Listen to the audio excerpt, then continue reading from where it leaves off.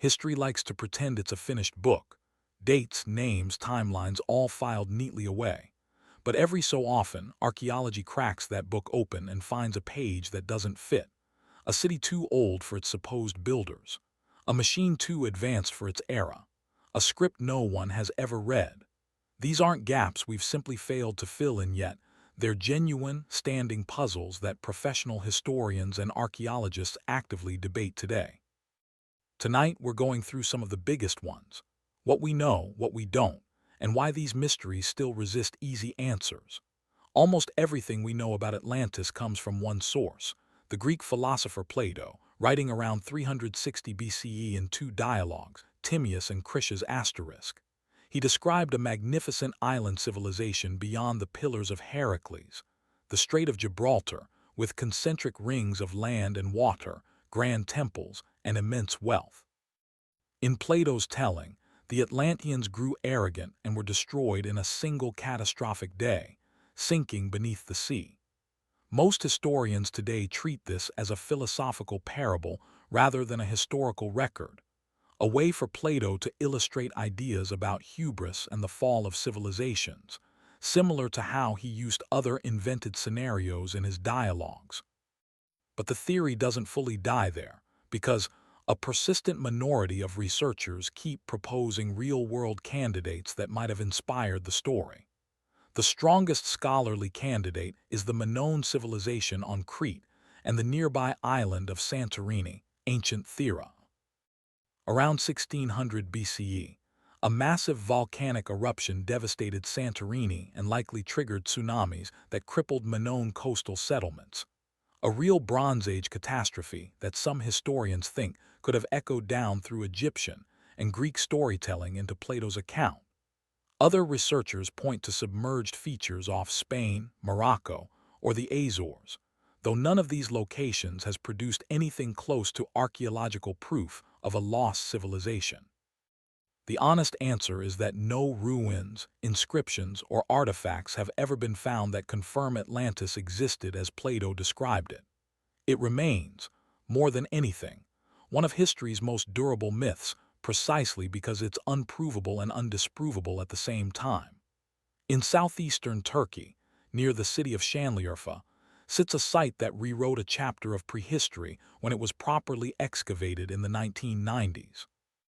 Göbekli Tepe consists of massive T-shaped limestone pillars, some over 10 tons, arranged in circular enclosures and carved with detailed images of foxes, snakes, scorpions, and birds. Radiocarbon dating places its earliest construction at roughly 9600 BCE, nearly 12,000 years ago, predating Stonehenge and the pyramids by thousands of years, and predating the widespread adoption of agriculture in the region. That timing is what makes it genuinely strange. Conventional archaeological models long assumed that large-scale monumental construction required settled agricultural societies. You need surplus food and organized labor to build something this big.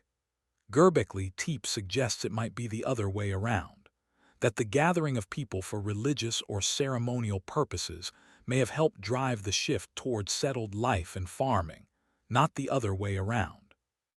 We still don't know exactly why the builders, likely hunter-gatherer groups without writing or metal tools, invested such enormous effort into this site.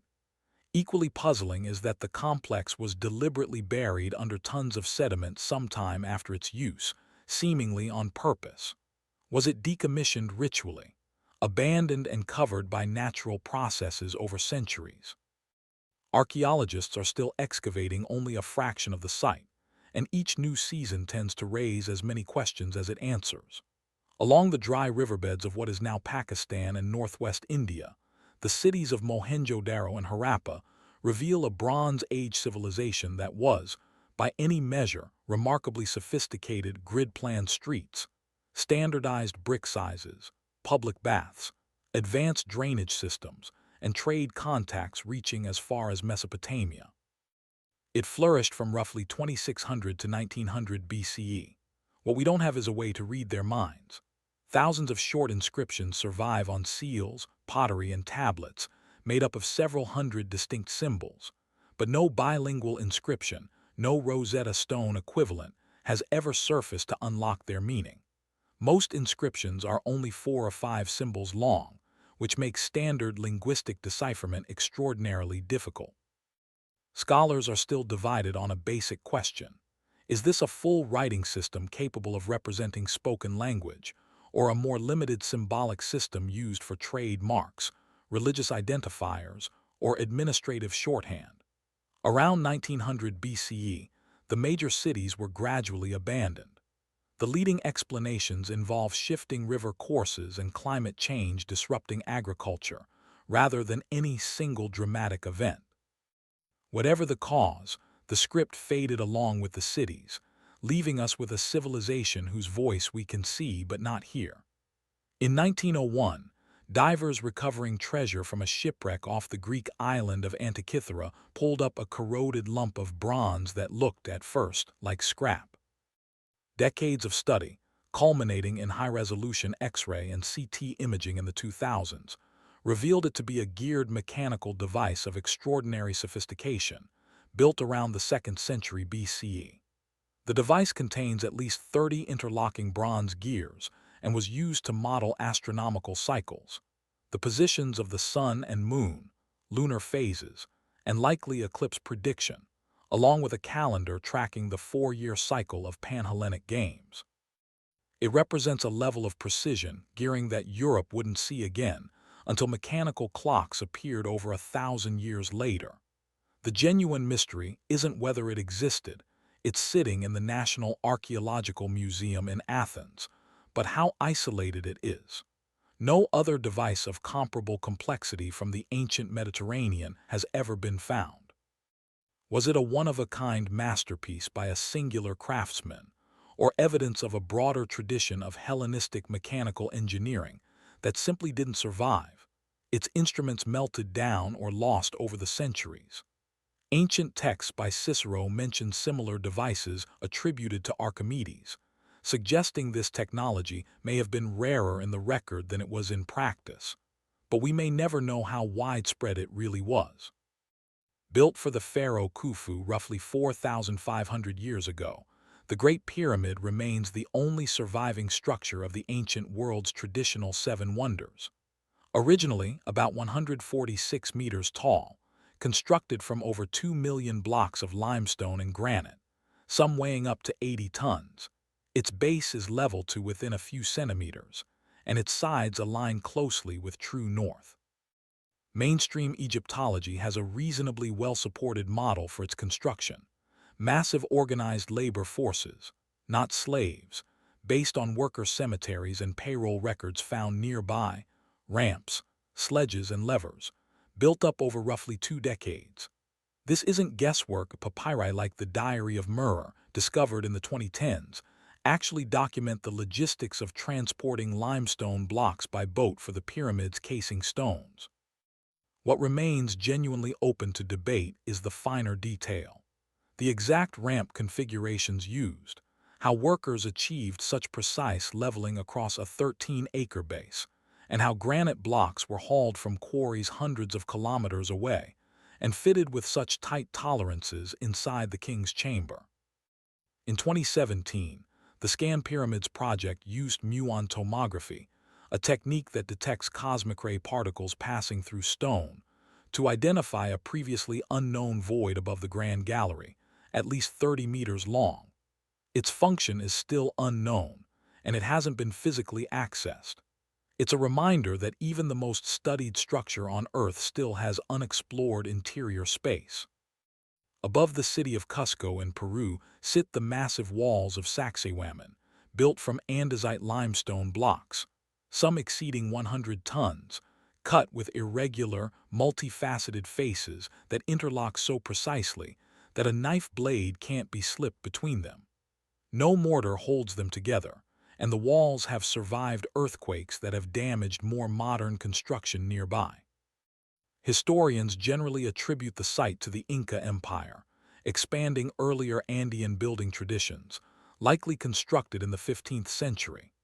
The stoneworking skill involved, using stone, bronze, and copper tools alongside abrasive sand, and likely test fitting blocks repeatedly before final placement, is well documented in Inca engineering elsewhere. What's still debated is the specific logistics, how blocks of this size were transported across steep, uneven mountain terrain without wheeled vehicles or draft animals suited to hauling such weight, and how the interlocking joints were achieved with such consistency. Some Andean stoneworking techniques for shaping and fitting massive blocks aren't fully reconstructed even by modern experimental archaeology, which is part of why the site continues to draw serious scholarly attention rather than just tourist fascination.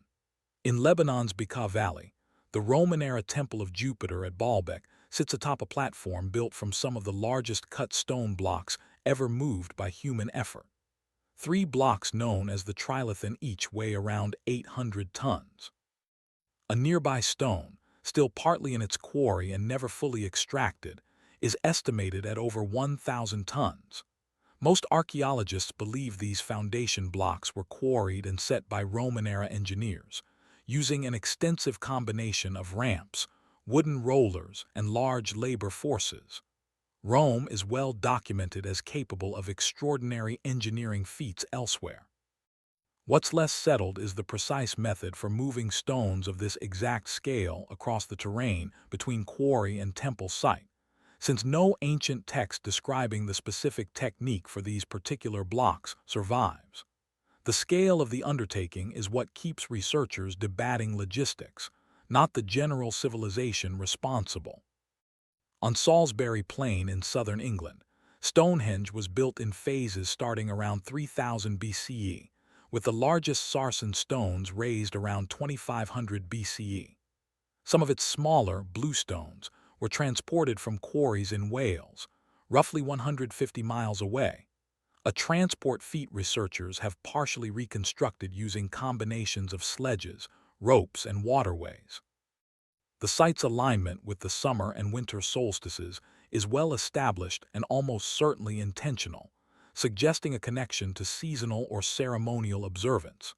Excavations at the nearby Durrington Walls settlement suggest large gatherings, feasting, and construction activity tied to the monument.